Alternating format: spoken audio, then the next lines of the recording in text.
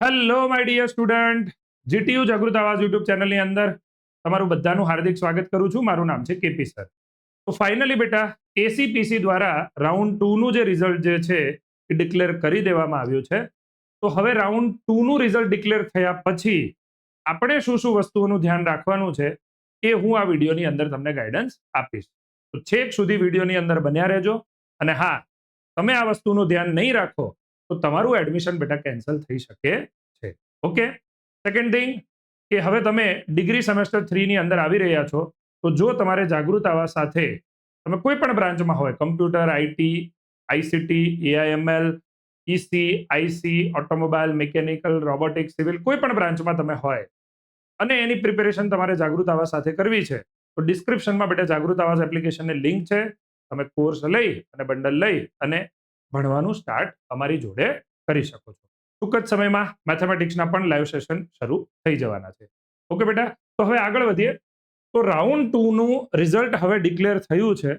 તો એમાં અલગ અલગ ટાઈપના ઘણા બધા સ્ટુડન્ટ હશે. બધી જ કેટેગરીના સ્ટુડન્ટ માટે હું ઇન્ફોર્મેશન આપીશ, તમે લોકો ધ્યાનથી સમજી લેજો.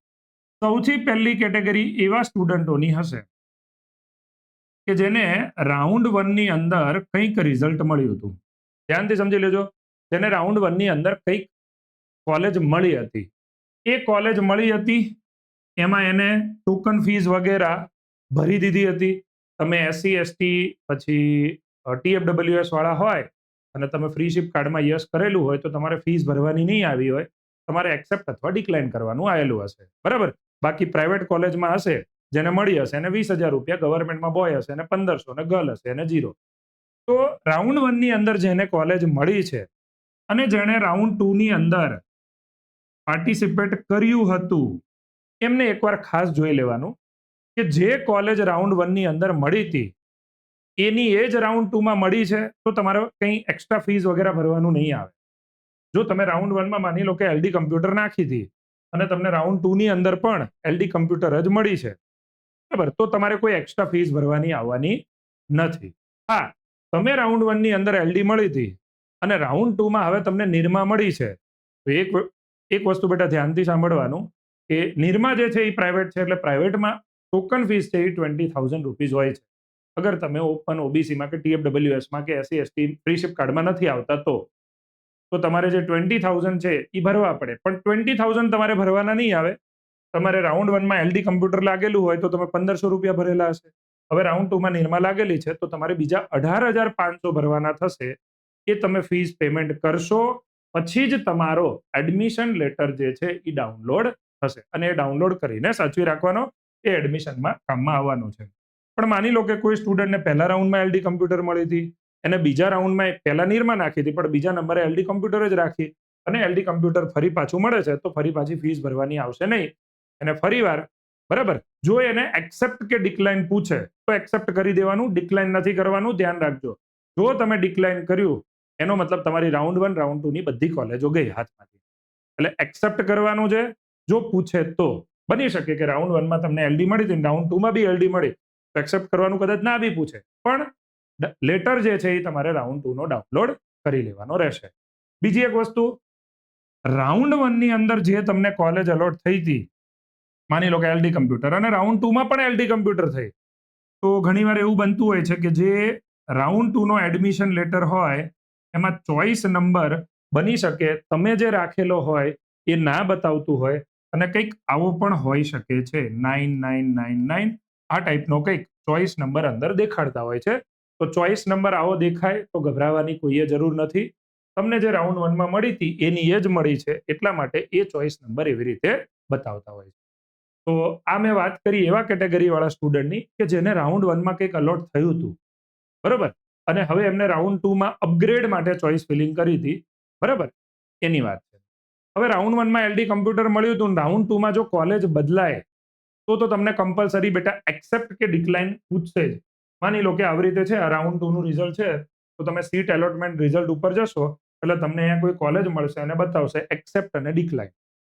હવે એક્સેપ્ટ કરો, બરાબર, એક્સેપ્ટ કરી એટલે રાઉન્ડ 1 ની તમારી જતી રહી. પણ ઘણા બધા સ્ટુડન્ટ એમ વિચારે છે કે સર હું ડિક્લાઇન કરું તો રાઉન્ડ 1 ની રહે ને? ના.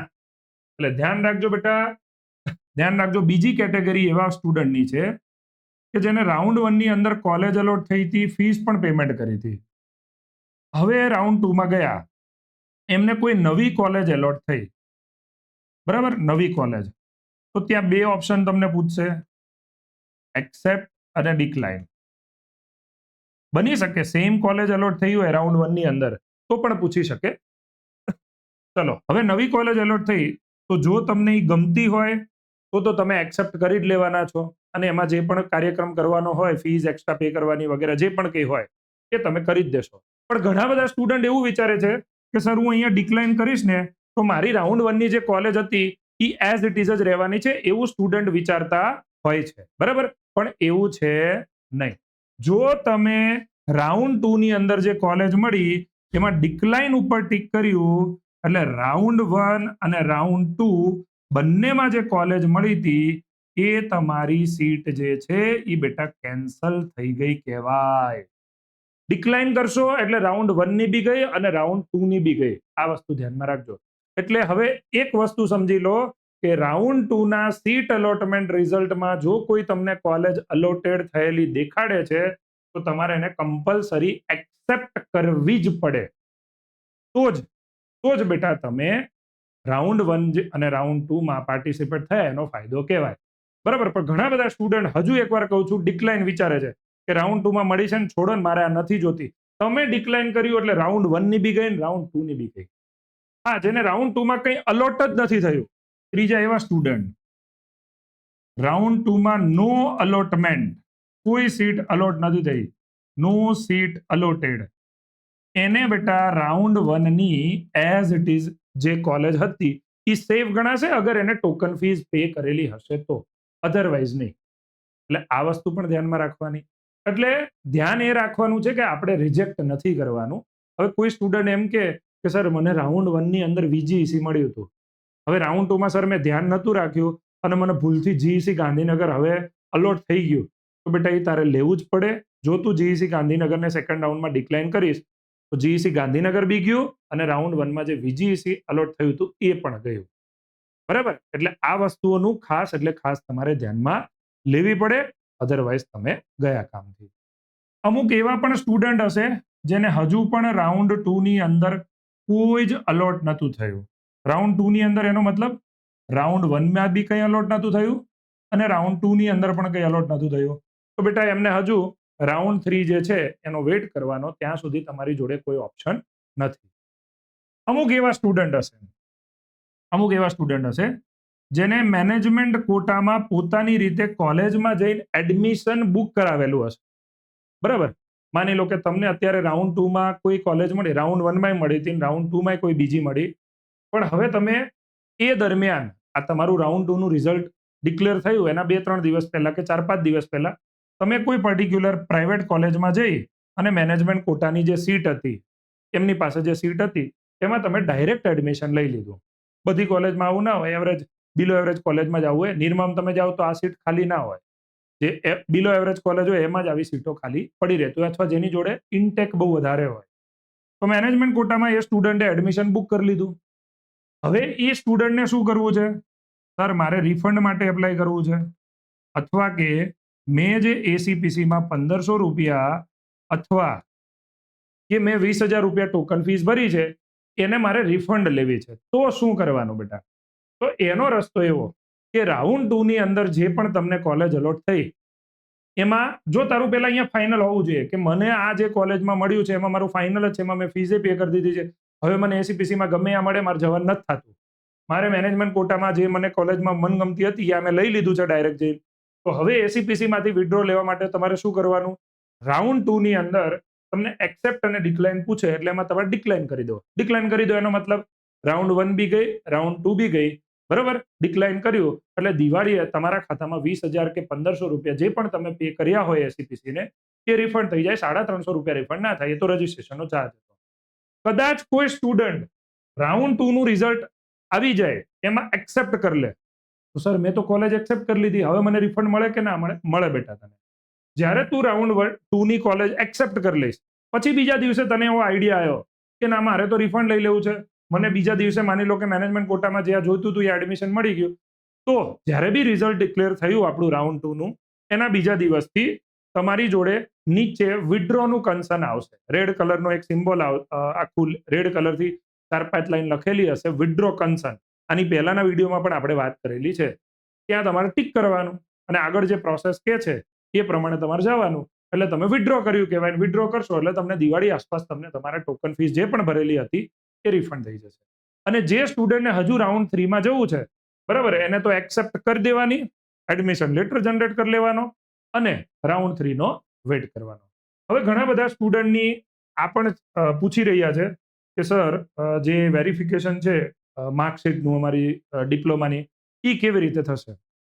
તો જનરલી એમાં એવું હોય છે બેટા, માર્કશીટ વેરિફિકેશન જે તમને એસીપીસી વાળાએ ડેટ આપી છે લગભગ 24 કે 23 થી 30 તારીખ સુધી છે.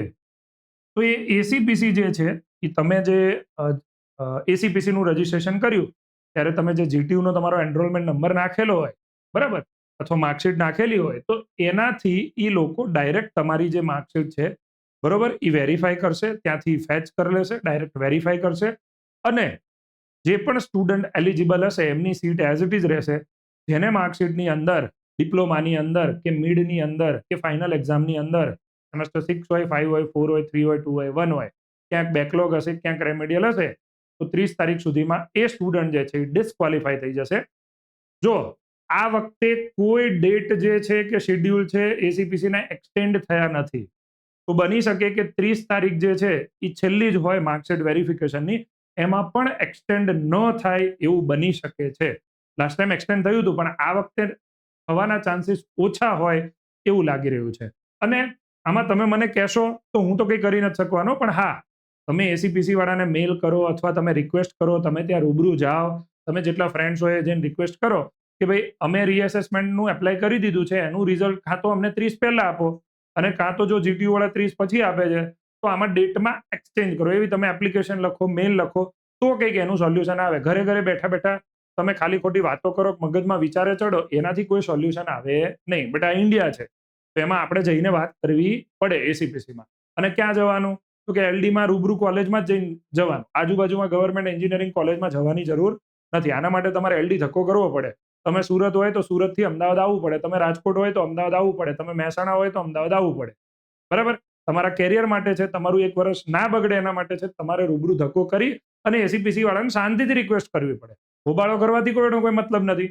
શાંતિથી જ હંમેશા વાત કરવી પડે, તો જ એનું કંઈક સોલ્યુશન આવે. એટલે આ વસ્તુ પણ તમારે ધ્યાનમાં રાખવાની છે. બીજી એક લાસ્ટ વસ્તુ, રાઉન્ડ 2 ની અંદર જેને પણ કોલેજમાં એડમિશન મળે છે અને ફાઇનલ થઈ જાય છે, તો તરત જ 1-2 દિવસની અંદર કોલેજની અંદર રિપોર્ટિંગ કરી અને જો ભણવાનું ચાલુ થઈ ગયું હોય તો ભણવાનું ચાલુ કરી દેવાનું. પછી પણ તમે રાઉન્ડ 3 ની અંદર પાર્ટિસિપેટ કરી શકો છો. જેને રાઉન્ડ 3 ની અંદર પાર્ટિસિપેટ કરવું છે, રાઉન્ડ 3 હું જ્યાં સુધી વિચારું છું ત્યાં સુધી ગવર્મેન્ટ અને પ્રાઇવેટ બંને કોલેજ માટે હજુ આવશે. લાસ્ટ ટાઈમ બી આવ્યો હતો, ફરીવાર બોલું છું, રાઉન્ડ 3 ગવર્મેન્ટ અને પ્રાઇવેટ બંને માટે આવશે. હવે જેને એવું જ નક્કી કરી લીધું છે કે ના, મારે હજુ રાઉન્ડ 3 માં જવું છે, રાઉન્ડ 1 અને રાઉન્ડ 2 માં જે કોલેજ મળી હું એનાથી સેટિસ્ફેક્શનમાં નથી, તો તમારે હજુ કોલેજ જવાની જરૂર નથી. અને કોલેજ જાઓ તો કોલેજની જે ફીસ હોય એ ભરવાની કોઈ જરૂર નથી અને ઓરિજિનલ ડોક્યુમેન્ટ પણ આપવાની જરૂર નથી. તમે ડોક્યુમેન્ટ વેરીફાઈ કરાવી શકો છો. બરાબર છે બેટા? બાકીની આગળ રાઉન્ડ 3 માં આપણે કઈ રીતે કઈ વસ્તુઓનું ધ્યાન રાખવું એના ઉપર પણ આગળ આપણે વિડીયો બનાવીશું. ઓકે બેટા, thank you so much, take care, bye bye.